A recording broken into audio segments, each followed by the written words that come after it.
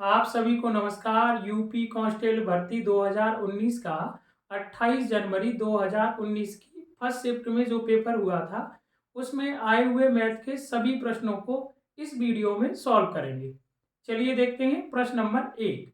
प्रश्न नंबर एक है, ए बी से आधा कुशल है जो सी से 3 गुना कुशल है।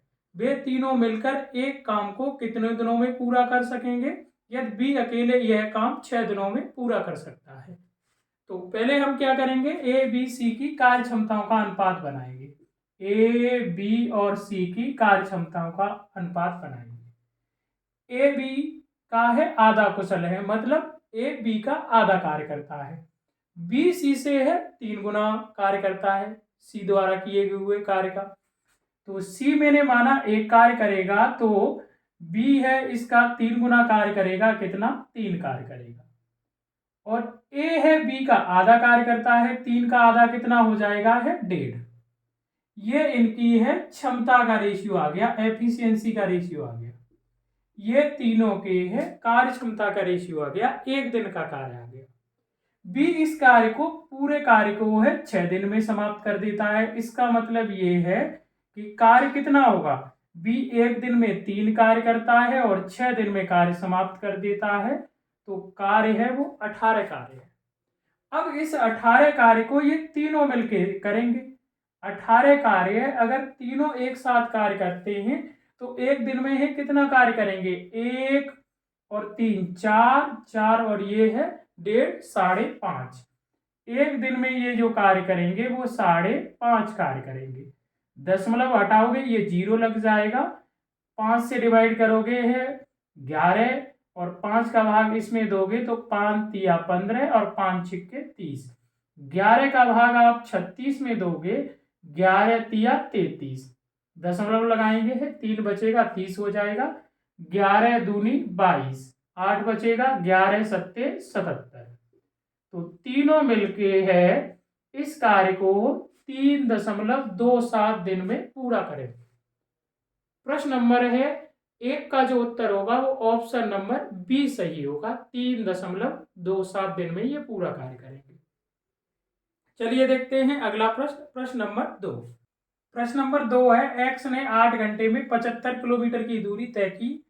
उन्होंने आंशिक रूप से पैदल 5 किलोमीटर प्रति घंटा की गति से और आंशिक रूप से साइकिल पर 12 किलोमीटर प्रति घंटा की गति से यात्रा की। एक्स द्वारा पैदल तय की गई दूरी ज्ञात करें। समय बराबर होता है दूरी बट्टे 4। मैंने माना कि एक्स ने पैदल 1 किलोमीटर की दूरी तय की, तो साइकिल से कितनी दूरी तय की होगी, 75 किलोमीटर से आप 1 घटा दोगे, ये साइकिल से तय की गई दूरी आ गई। समय बराबर होता है दूरी बट्टे चाल। 1 किलोमीटर की दूरी उसने पैदल 5 किलोमीटर प्रति घंटा की चाल से तय की है, तो ये पैदल चलने का समय हो गया। और साइकिल से उसने 12 किलोमीटर प्रति घंटा की चाल से तय की है, तो ये साइकिल का समय हो गया। अगर आप पैदल और साइकिल दोनों को जोड़ दोगे तो टोटल समय कितना आ जाएगा, 8। उसने 8 किलोमीटर 8 घंटे में 75 किलोमीटर की दूरी तय की है। आप इसे सॉल्व करोगे तो 12, 5 और 12 का जो एलसीएम होगा 60।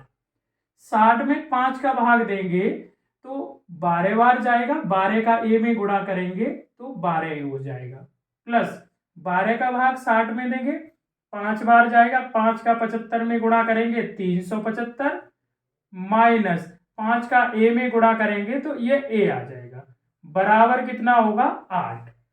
12 से आप 5 घटाओगे तो ये आ जाएगा 7a प्लस 375। 60 और 8 का गुणा करोगे, 8 छिक्के 48, 480। 7a बराबर होगा 375 को उधर ले जाओगे, 480 से माइनस होगा 105। 105 में 7 का भाग देंगे तो a निकल के आ जाएगा 15 किलोमीटर। तो x द्वारा है पैदल जो दूरी तय की गई है वो है 15 किलोमीटर की दूरी तय की गई है। 15 किलोमीटर की दूरी है, x पैदल चला है 5 किलोमीटर प्रति घंटा की चाल से। तो प्रश्न नंबर है 2 का जो उत्तर होगा वो ऑप्शन नंबर डी सही होगा, 15 किलोमीटर। चलिए देखते हैं प्रश्न नंबर 3। प्रश्न नंबर 3 है, 10 सेंटीमीटर त्रिज्या वाला एक गोला पिघलाया जाता है और 10 सेंटीमीटर ऊंचाई वाला एक शंकु बनाया जाता है। शंकु का व्यास ज्ञात करें। यहाँ एक गोले को पिघला के शंकु बनाया गया है, तो शंकु और गोले का आयतन क्या होगा, समान होगा। तो इनके आयतन के फॉर्मूले हम बराबर रख लेते हैं। शंकु का आयतन का फॉर्मूला होता है 1/3 पाई आर स्क्वायर एच। इसका आयतन बराबर होगा गोले के आयतन के। गोले का आयतन का फॉर्मूला होता है 4/3 पाई आर क्यूब। गोले की त्रिज्या मैंने कैपिटल आर मान ली, तो पाई से यहाँ पाई कैंसिल हो जाएगा, 3 से 3 कैंसिल हो जाएगा। गोल शंकु की त्रिज्या हमें निकालनी है। शंकु की ऊंचाई 10 सेंटीमीटर दे रखी है, गुणा 4, और गोले की त्रिज्या भी कितनी दे रखी है, 10। यहाँ 10 रखेंगे, 10 का क्यूब कितना हो जाएगा, 1000। 0 से 0 कैंसिल हो जाएगा, आर स्क्वायर बराबर आएगा 400। वर्ग हटाएंगे, यहाँ वर्गमूल का साइन लग जाएगा है। त्रिज्या कितनी निकल के आ जाएगी, 20 सेंटीमीटर। लेकिन हमें त्रिज्या नहीं है, शंकु का क्या बताना है, व्यास। और व्यास बराबर होता है 2r। व्यास बराबर क्या होगा, डायमीटर होता है 2r, यानी त्रिज्या का दुगना। 20 का दुगना कितना हो जाएगा, 40। तो शंकु का जो आधार का व्यास होगा वो 40 सेंटीमीटर होगा। प्रश्न नंबर 3 का जो उत्तर सही होगा वो ऑप्शन नंबर सी सही होगा। चलिए देखते हैं प्रश्न नंबर 4।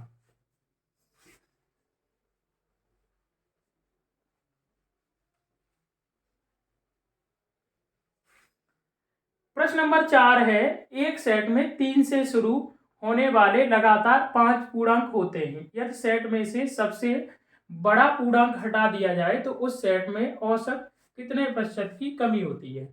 एक 5 पूर्णांकों का सेट है जो 3 से जिनकी शुरुआत होती है। तो 3 से शुरुआत होती है तो इसका मतलब 3 है, 4 है एक संख्या, एक 5 है, एक 6 है, एक 7 है। और उसने ये कहा कि इनका औसत निकालना है। तो इन संख्याओं का हम औसत निकालेंगे। औसत बराबर होता है कुल पदों का योग बट्टे कुल पदों की संख्या। 5 संख्याएं हैं तो आप 5 का भाग दे दोगे, इन सभी का योग होगा 25, और 25 में 5 का भाग देंगे, 5 आ जाएगा। फिर उसने ये कहा कि इन पांचों संख्याओं के सेट में से बड़ा पूर्णांक हटा दें, मतलब आप 7 को हटा दो। तो अब संख्याएं कितनी रह जाएंगी, 3, 4, 5 और 6। और उसने ये कहा कि इनका औसत निकालो। इन 4 संख्याओं का औसत निकालेंगे तो आप है 4 का ही तो भाग दोगे। 4 का भाग दोगे, इन सभी चारों संख्याओं का योग 18 होगा, और 18 में 4 का भाग दे दो। 4 चौके 16 और 4 पंजे 20। कितना औसत आएगा, 4.5। अब जो 4 संख्या रह जाएंगी उनका औसत 4.5 होगा। औसत में कितने की कमी हुई, आधा। 5 था, 4.5 हो गया, और किस पे कमी हुई है, 5 पर। तो 5 का हम बताएंगे कि ये आधा है कितना परसेंट।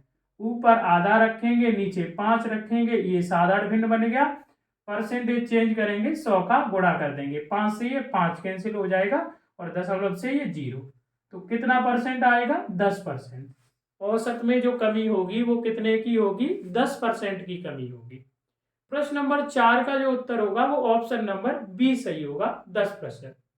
चलिए देखते हैं नेक्स्ट प्रश्न, प्रश्न नंबर 5।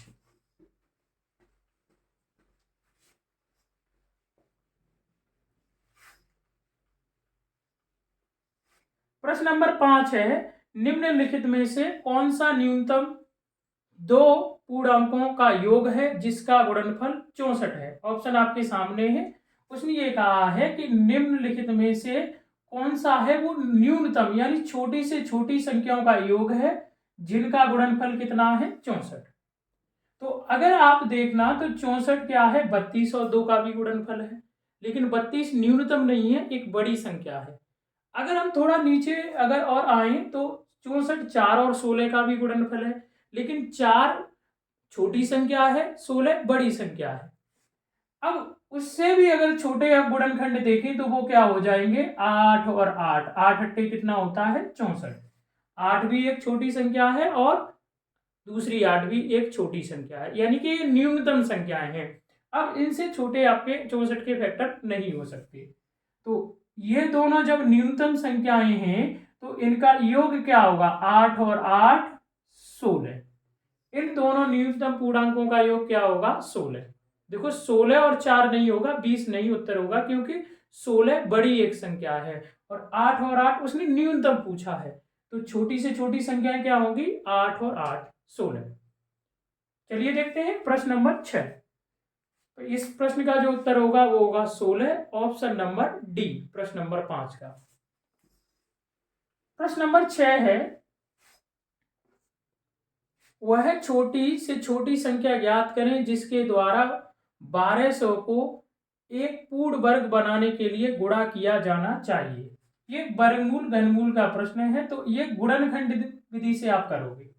जब भी आप गुणा और भाग देने को कहे कि कौन सी छोटी से छोटी संख्या का गुणा कर दें या भाग दे दें पूर्ण वर्ग बन जाए, तो आप गुणनखंड विधि से करो। इसे 2 से हम डिवाइड करेंगे 600, फिर 2 से करेंगे ये हो जाएगा 300, फिर 2 से डिवाइड करेंगे ये होगा 150, और फिर 2 से डिवाइड करेंगे तो ये हो जाएगा 75, फिर उसके बाद हम है 3 से इसे डिवाइड करेंगे तो ये होगा 25, और फिर ये 5 से इसे डिवाइड करेंगे तो 5, और फिर 5 से डिवाइड करेंगे तो ये 1। ये 1200 के अभाज्य गुणनखंड हो गए। अब जब हम किसी संख्या का है अभाज्य गुणनखंड विधि से वर्गमूल निकालते हैं तो पेयर बनाते हैं। देखो 2 का भी पेयर बन जाएगा, इस 2 का भी पेयर बन जाएगा, और इस 5 का भी पेयर बन जाएगा। किसका पेयर नहीं बना, 3 का। तो अगर वो गुणा करने को बोलता है तो जिस संख्या का पेयर नहीं बनेगा उसी संख्या का पेयर बनाने के लिए गुणा और कर देते हैं। तो 3 का पेयर नहीं बन रहा तो 3 का हम इस संख्या में गुणा कर देंगे, तो ये संख्या एक पूर्ण वर्ग संख्या बन जाएगी। तो प्रश्न नंबर है 6 का जो उत्तर होगा वो ऑप्शन नंबर बी सही होगा, 3। अगर इसमें यह बोलता है कि किस संख्या से भाग दे देंगे, तो आप जब भाग वाला प्रश्न आता है तो पेयर बनाने के बाद जो एक्स्ट्रा संख्या होगी उसी का भाग दे देंगे। तो यहां 3 का पेयर नहीं बन रहा तो हम 3 का गुणा करेंगे। चलिए देखते हैं अगला प्रश्न, प्रश्न नंबर 7।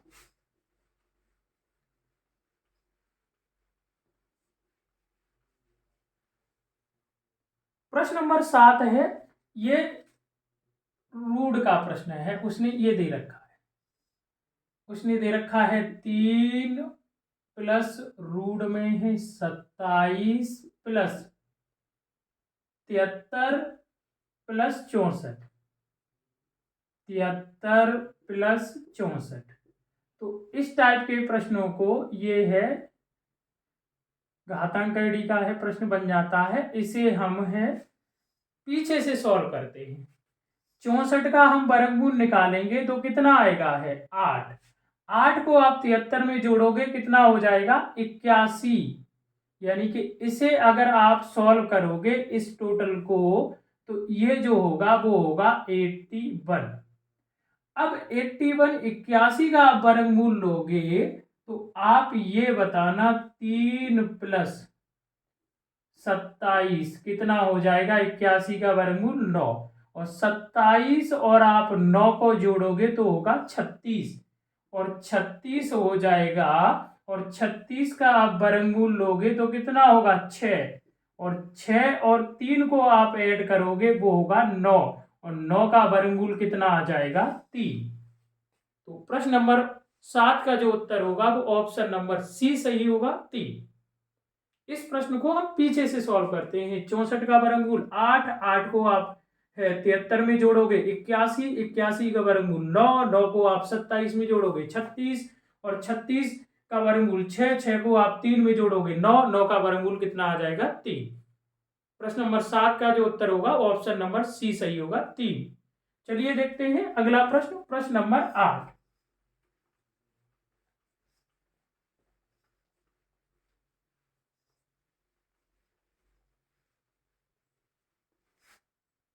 प्रश्न नंबर 8 है, यदि उसने ये कहा यदि x अपॉन वाई बराबर है वो है 4/5। एक कंडीशन ये आपको दे रखी है, और दूसरी कंडीशन में है कि 7x प्लस 6y बराबर है, ये दे रखा है 29। आपको दे रखा है 29, तो y का मान आपको बताना है। यहां से आप क्या करोगे, x का मान निकाल लो। अगर आप x का मान निकालोगे तो 4y अपॉन कितना हो जाएगा 5, और ये जो x का मान है उठा के इस वाले समीकरण में आप रख दोगे। x का मान यहां रखोगे, कितना है 4/5 प्लस 6 बराबर ये 29। आप इसका गुणा करोगे तो ये कितना हो जाएगा है 4 सत्ते 28, 28 प्लस 6 और ये है बट्टे इसके 5 होगा बराबर 29। 5 और 6 का गुणा करोगे 6 पंजे कितना होगा 30। यहां मैं लिख दे रहा हूं 5 और आप है 6 का गुणा करोगे 30 और 28 आप जोड़ोगे कितना होगा 58/5 बराबर कितना होगा 29। 29 ये एक बार डिवाइड हो जाएगा और ये 2 और आप है 2 का भाग 5 में दोगे तो ये कितना होगा 2.5। तो 22 बराबर जो निकल के आ जाएगा वो आ जाएगा 2.5। 29 का भाग 58 में दिया 2 बार चला गया 2 का भाग 5 में दिया 2.5 आ गया। तो 22 का मान जो आया निकल के वो कितना आया 2.5 निकल के आया। प्रश्न नंबर है 8 का जो उत्तर होगा वो ऑप्शन नंबर ए सही होगा 2.5। चलिए देखते हैं नेक्स्ट प्रश्न। प्रश्न नंबर 9। प्रश्न नंबर 9 है दो संख्याओं का महत्तम समापवर्तन और लघुत्तम समापवर्ती क्रम से 2 और 60 है। यदि उन संख्याओं में एक दूसरे की तुलना में 14 अधिक है तो छोटी संख्या ज्ञात करें। दो संख्याओं के यदि हम दो संख्याओं के लासा में मासा का भाग दे देते हैं, जैसे अगर मैं 60 में 2 का भाग दे दूंगा कितना निकल के आएगा 30। तो ये जो निकल के आता है उन दोनों संख्याओं के अनुपात का गुणा होता है या सहभाज्य गुणनखंडों का गुणनफल होता है। अब इसके हम फैक्टर करेंगे तो जैसे है अगर हम 5 और 6 कर देते हैं तो उनमें एक संख्या है 10 आती है, दूसरी संख्या कितनी आ जाएगी 6, वो सॉरी 12। तो जो कि डिफरेंस उनका है 14 नहीं है। इसका मतलब ये है कि दूसरा फैक्टर जो हो जाएगा वो 3 और 10। 30 के जो फैक्टर होंगे वो क्या हो जाएंगे 3 और 10। 3 और 10 ये दोनों आपस में है सेम नंबर से डिवाइड भी नहीं है और इन दोनों का गुणा कितना है 30। तो हम कह सकते हैं कि उन संख्याओं का भी तो यही अनुपात होगा। और जब संख्याओं का अनुपात आपको है दिया हो और मासा दिया हो तो मासा का गुणा कर दो अनुपात में। 3 में 2 का गुणा करेंगे 6, इसका मतलब छोटी संख्या 6 है और बड़ी संख्या कितनी हो जाएगी 10 दूनी 20। बड़ी संख्या कितनी हो जाएगी 20। देखो 20 और 6 का अंतर कितना है 14 और दोनों का है लासा कितना है 60 और मासा कितना है 2। तो प्रश्न नंबर है 9 का जो उत्तर होगा वो ऑप्शन नंबर है सी सही होगा 6। छोटी संख्या होगी उन दोनों संख्याओं में वो होगी 6 होगी। चलिए देखते हैं प्रश्न नंबर है 10। प्रश्न नंबर 10 है 4:9 के अनुपात में ए और बी के बीच 39 कैंडियां वितरित की जाती हैं। बी को ए से कितनी अधिक कैंडी मिली हैं ये आपको है बताना है। तो दोनों को है किस अनुपात में है वितरित की गई है 4:9 में। और उसने ये पूछा है कि बी को ए से कितनी अधिक है कैंडी मिली है। अगर देखा जाए तो रेशियो के अनुसार दोनों का योग कितना है 13 और वास्तव में कितना है 39। 13 इकाई का मान हम 39 रख सकते हैं, 1 इकाई का मान कितना होगा 13 तिया 39। और यहाँ रेशियो के अनुसार देखा जाए तो इसे है कितनी अधिक है कैंडी मिली है बी को 5 और 1 इकाई का मान 3 है तो 5 तिया 15। बी को कितनी अधिक मिली है 15 कैंडी अधिक मिली है। प्रश्न नंबर है 10 का जो उत्तर होगा वो ऑप्शन नंबर बी सही होगा। एक सिंपल प्रश्न है 15। चलिए देखते हैं प्रश्न नंबर 11। प्रश्न नंबर 11 है 10% और 30% के दो लगातार चिन्हित करने के बाद 20% की छूट पर एक वस्तु 2288 रुपए में बेची गई। वस्तु की लागत मूल्य ज्ञात करें। पहले है 10% है अधिक कीमत रखी गई है तो 10% का ये प्रश्न है रेशियो मेथड से हो जाएगा। 10% का फ्रैक्शन बनाएंगे और प्रतिशत भिन्न को साधारण भिन्न में बदलते हैं 100 का भाग देते हैं तो 1/10। 10 रुपए की वस्तु पर 1 रुपया है अधिक अंकित किया गया तो 10 रुपए की वस्तु को 11 रुपए अंकित किए गए। फिर उसके बाद है इसे कितना बढ़ाया गया 30%। 30% का फ्रैक्शन बनाएंगे 3/10। अब वस्तु की कीमत 10 रुपए हो गई, 3 रुपए फिर बढ़ा के रख दिया गया तो 10 से कितना कर दिया गया 13 और इसके बाद है इस पे है 20% की छूट दी गई है। 20% का आप फ्रैक्शन बनाओगे तो वो 1/5, 100 का भाग देंगे 1/5 हो जाएगा। 5 रुपए की वस्तु अब हो गई और उस पे है छूट 1 रुपए की दे दी गई, तो 5 रुपए की वस्तु को कितने में बेच दिया गया? 4 में। 5 रुपए की वस्तु को कितने में बेचा गया? 4 में। अब आप है गुणा कर लोगे, गुणा कर लोगे तो ये हो जाएगा है 500। ये कितना हो जाएगा? 500। आप मन डिवाइड करो, इसे आप है गुणा करोगे तो 44 और 13 चौके 52, 5 13 चौके 52 और 5 57। हम कह सकते हैं कि 500 रुपए की वस्तु को है कितने में बेचा गया है? कीमत बढ़ाने और छूट देने के बाद 572 में। और प्रश्न में जो दे रखा है वो कितने में बेचा गया है? 2288 रुपए में। आप डिवाइड कर दो, 13 से कर सकते हो, 13 चौके 52 और 13 चौके 52। इसे 13 से करोगे 13 एकम 13, कितना बच जाएगा? 9 और 98 हो जाएगा। 13 सत्ते 91 और ये 13 छिक्के 78। और इसे आप है अगर डिवाइड करोगे 11 से 4 और 11 से करोगे 11 एकम 11, 11 एकम 11, 11 छिक्के 66 और 4 से आप डिवाइड करोगे तो एक इकाई की वैल्यू कितनी आ जाएगी? वो आ जाएगी है 4 रुपए। एक इकाई की वैल्यू कितनी आ जाएगी? 4 रुपए। और वस्तु की जो लागत कीमत थी वो कितनी थी? 500 इकाई। एक इकाई का मान 4 आ गया, 4 का इसमें गुणा करेंगे तो 4 पंजे 20। वस्तु की जो लागत कीमत होगी वो कितनी होगी? 2000 रुपए होगी। वस्तु की जो लागत कीमत होगी वो कितनी होगी? 2000। प्रश्न नंबर है 11 का जो उत्तर होगा वो ऑप्शन नंबर डी सही होगा, 2000 रुपए। चलिए देखते हैं अगला प्रश्न, प्रश्न नंबर 12। प्रश्न नंबर 12 देखते हैं।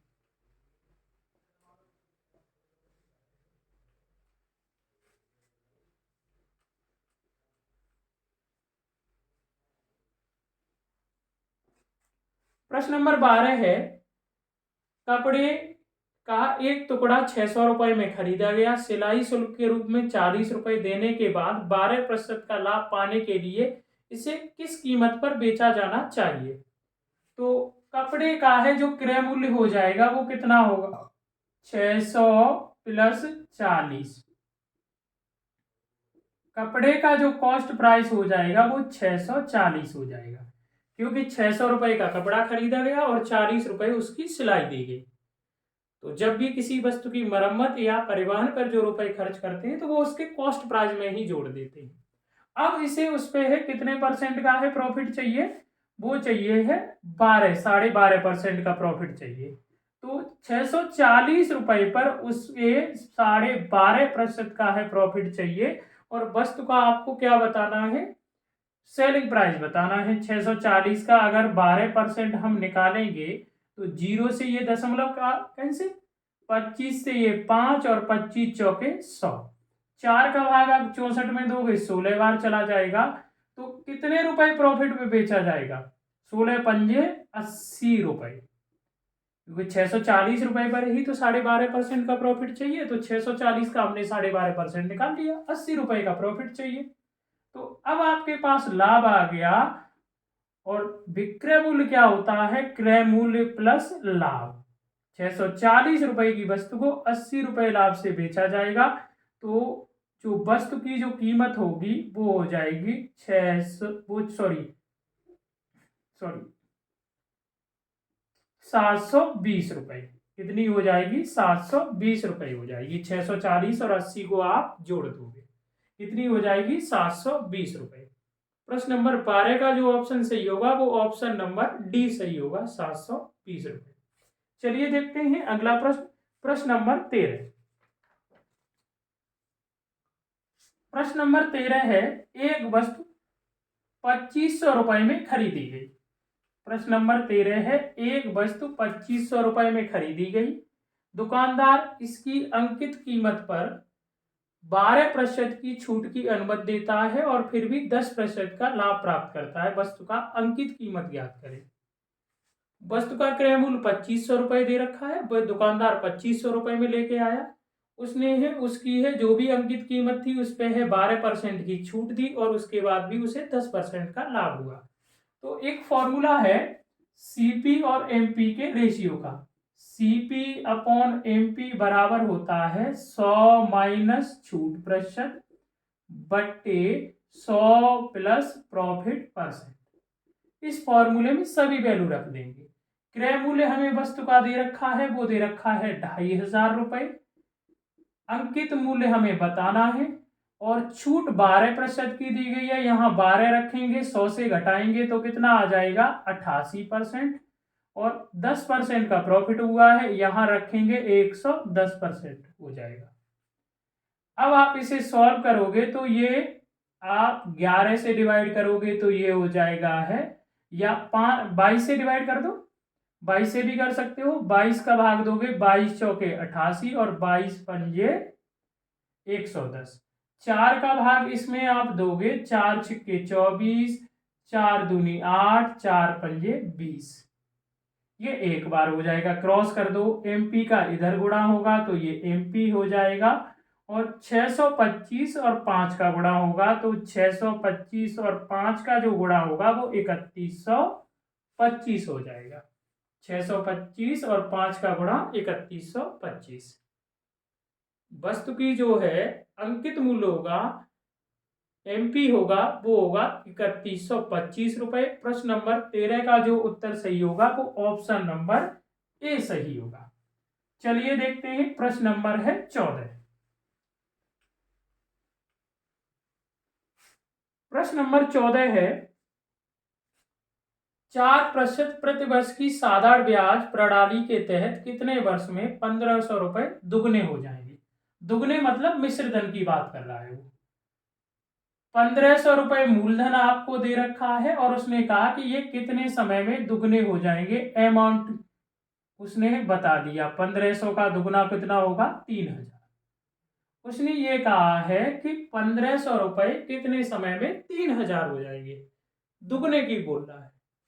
और मिश्र धन क्या होता है, मूलधन और ब्याज का योग। अगर मिश्र धन से आप मूलधन घटा दोगे तो आप ये बताना यहां साधारण ब्याज कितना आ जाएगा। 3000 से है 1500 घटाओगे तो 1500 रुपए साधारण ब्याज आ जाएगा। अब फॉर्मूला आप लगा दोगे, साधारण ब्याज बराबर होता है मूलधन गुणा दर गुणा समय बट्टे 100। आप सभी वैल्यू इसी में रख सकते हो।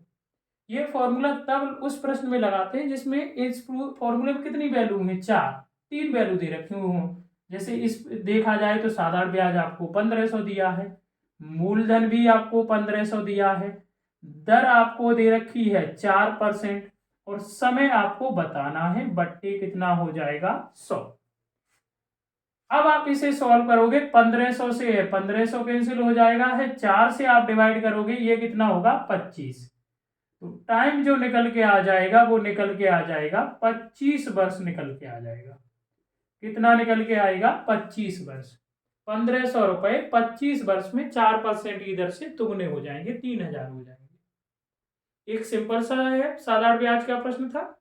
चलिए देखते हैं अगला प्रश्न, प्रश्न नंबर 15। ये चक्रवृद्धि ब्याज का प्रश्न है। इसमें जो दे रखा है मूलधन आपको दे रखा है 1000 रुपए, 2 वर्ष में 1144.9 रुपए हो जाते हैं। मूलधन पर सालाना किस दर से चक्रवृद्धि ब्याज लगाया गया है। 1000 रुपए हैं, 2 वर्ष में है 1144.9 रुपए हो जाते हैं। तो क्यों ना मैं इसका है फ्रैक्शन बना लूं, दशमलव हटाओगे वो सॉरी रेशियो, क्यों ना मूलधन और है मिश्र धन का रेशियो बना ले रहा हूं।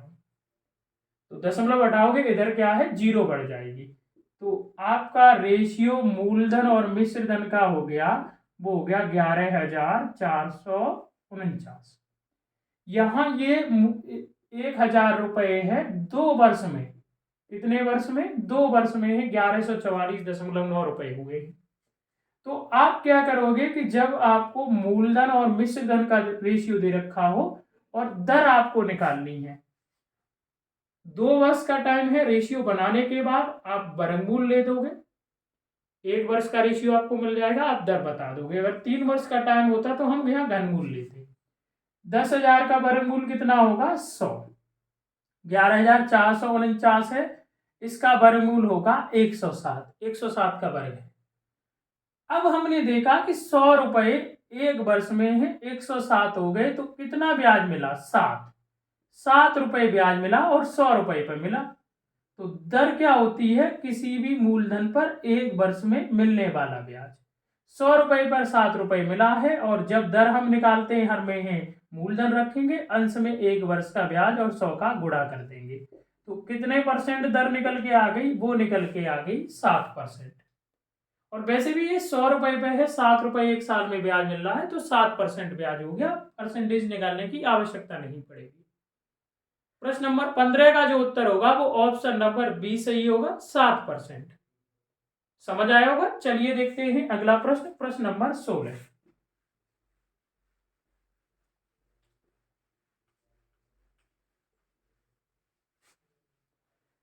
प्रश्न नंबर 16 है, ए, बी और सी के बीच 1152 रुपए का नुकसान 7 अनुपात तीनों में है, किस रेशियो में नुकसान बांटा गया है? 7 अनुपात 8 अनुपात 9।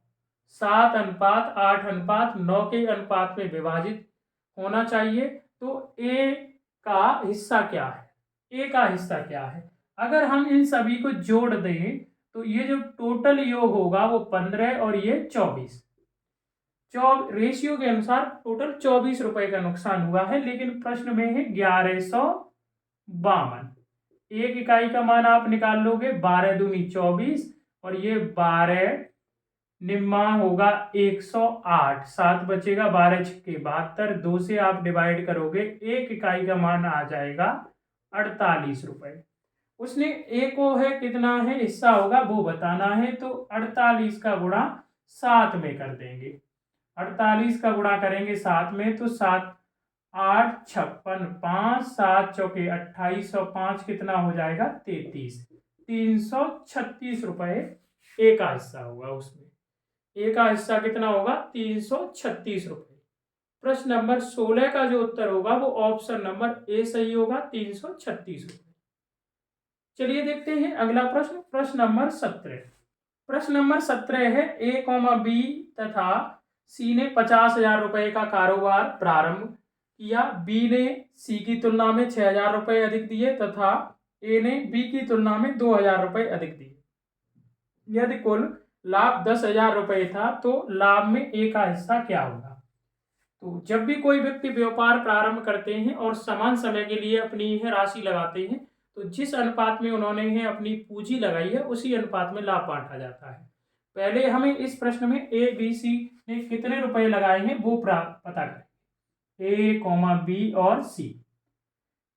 हमने माना कि सी ने x रुपए लगाए हैं, तो बी ने सी की अपेक्षा है कितने हैं? 6,000 रुपए अधिक लगाए हैं, तो बी ने कितने रुपए लगाए हैं? x plus 6,000। ये बी के रुपए हो गए, ठीक है, ये बी के रुपए हो गए। और बी की अपेक्षा ए ने 2,000 रुपए अधिक लगाए हैं, तो 2,000 अधिक लगाए हैं, इसमें 2,000 जोड़ोगे तो 8,000 हो जाएंगे। ए के रुपए हैं ये हो गए 50,000 में ए ने इतने रुपए लगाए। अगर हम तीनों का योग करें तो x x x 3x, और 8 और 6 कितना हो जाएगा? 14। तीनों को अगर हम जोड़ें तो इतने रुपए लगाए हैं, लेकिन प्रश्न में कितना है? 50,000।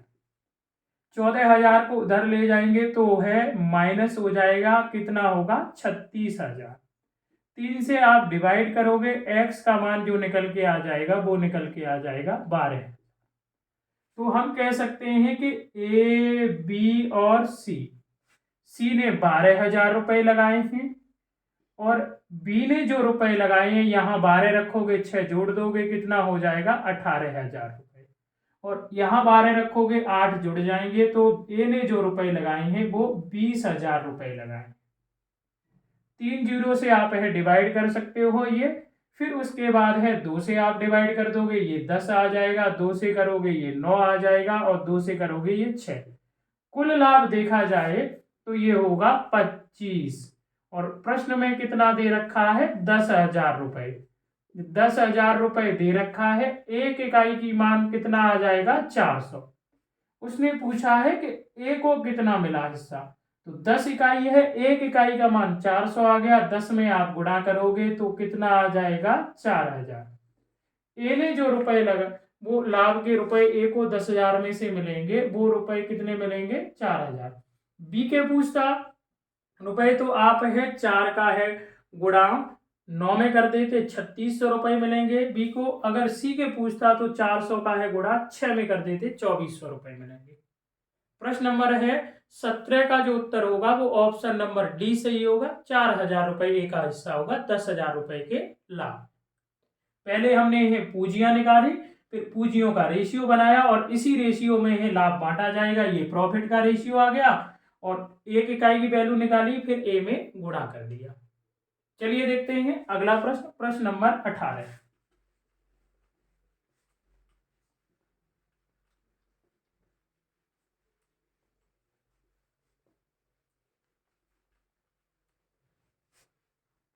प्रश्न नंबर 18 है एक पंसारी 4 महीने में क्रम से 2,000 रुपए, एक पंसारी है 4 महीने में है क्रम से 2,000 रुपए, कौमा 2,500 रुपए, कौमा 3,250 रुपए, 2,500 रुपए, कौमा 3,250 रुपए, 3,250 रुपए और 4,250 रुपए की बिक्री होती है, और 4,250 रुपए की बिक्री होती है। ये 4 महीने में वो बिक्री करता है। 3,500 रुपए की औसत बिक्री प्राप्त करने के लिए 5वें महीने उसकी है बिक्री को कितना होना चाहिए। उसने कहा 3,500 रुपए औसत आपको बिक्री उसे प्राप्त करनी है, तो पहले आप ये है 5 महीने का टोटल उसे कितनी बिक्री करनी है वो पता करना है। आपको औसत 5 महीने का कितना दे रखा है 3,500, इसमें 5 का आप गुणा कर दोगे तो 0, 25 और ये 17,500। टोटल उसे 5 महीने में है 17,500 रुपए की बिक्री करनी है और इन 4 महीने में वो कितनी कर चुका है वो आप जोड़ लोगे। 0, 5 और 5 10, 0 हासिल 1 और ये है 9 और 10 हो जाएगा हासिल 1 और ये हो जाएगा 3 3 7 और 1 8 और 12। 4 महीने में वो 12,000 रुपए की बिक्री कर चुका है और 5 महीने में उसे टोटल 17,500 रुपए की बिक्री करनी है। तो 5वें महीने उसे कितनी बिक्री करनी है, इससे 17,500 से आप 12,000 घटा दोगे, तो 12,000 आप घटाओगे 0 0 5 और ये है 5, उससे 5वें महीने है 5,500 रुपए की बिक्री करनी पड़ेगी, तब उसका 5 महीने का जो औसत बिक्री होगी वो 3,500 रुपए होगी। प्रश्न नंबर है 18 का जो ऑप्शन सही होगा वो ऑप्शन नंबर डी सही होगा। ये औसत का एक सिंपल प्रश्न था। चलिए देखते हैं इस वीडियो का अंतिम प्रश्न, प्रश्न नंबर 19। प्रश्न नंबर 19 है इस वीडियो का अंतिम प्रश्न, प्रश्न नंबर 19।